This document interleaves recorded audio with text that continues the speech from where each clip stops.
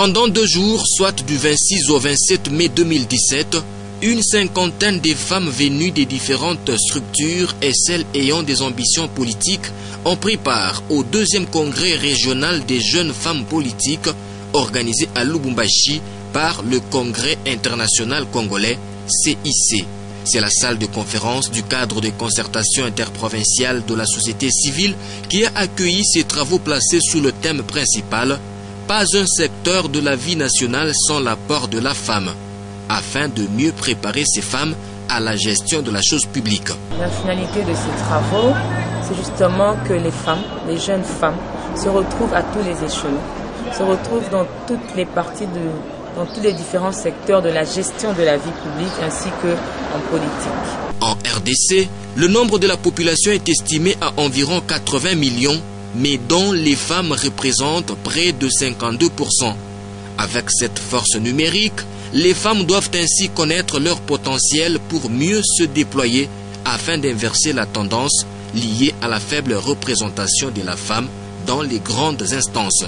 Les 52%, c'est une force numérique.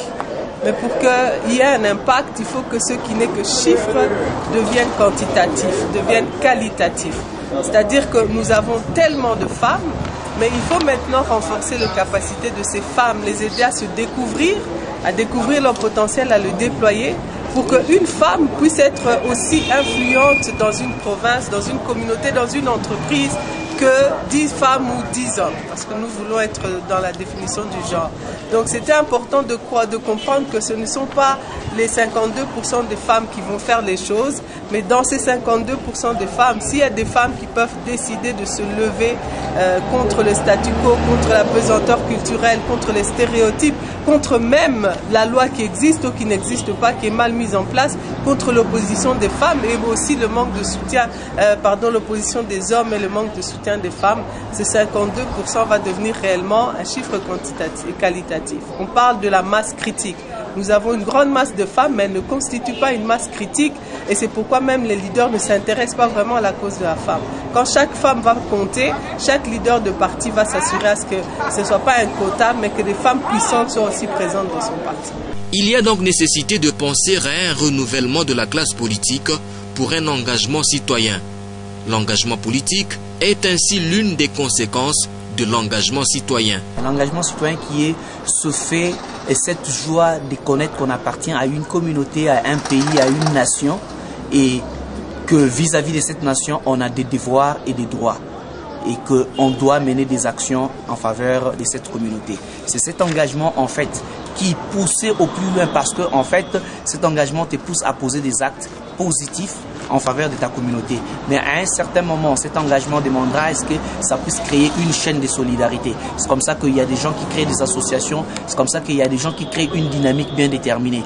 Mais dans cette dynamique, s'il y a des actes qui tendent à une portée, des transformations sensibles du bien-être de la société, ça tombe à pic dans des actions politiques. Or, pour faire des actions politiques, il faudrait que votre engagement citoyen soit transformé dans une sorte de projet de société que vous portez pour que effectivement vous puissiez avoir la possibilité de les défendre. Or, pour défendre un projet de société, on doit être un politique et on doit effectivement chercher à accéder au pouvoir, à le conserver le plus possible selon les règles établies.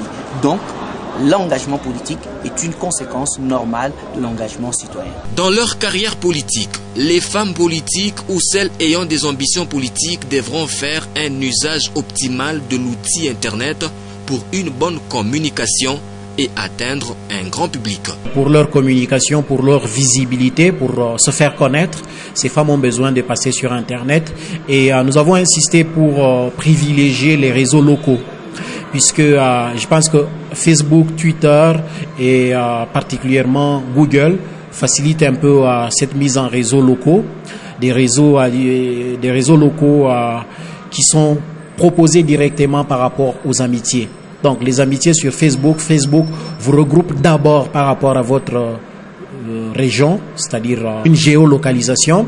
On vous regroupe selon votre ville et votre région et c'est très très important de constituer ce réseau d'abord autour de son milieu naturel parce qu'on a la possibilité de passer du virtuel au physique, c'est-à-dire d'Internet à des groupes réels qui existent dans la société, et c'est de cette manière-là qu'on peut asseoir sa visibilité.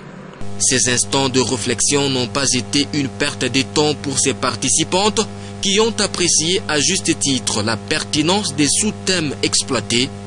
Le CIC a promis de revenir dans un futur proche et reste ce cadre de travail et de concertation en vue de mener des actions concertées et indispensables à la promotion et au développement de la République démocratique du Congo.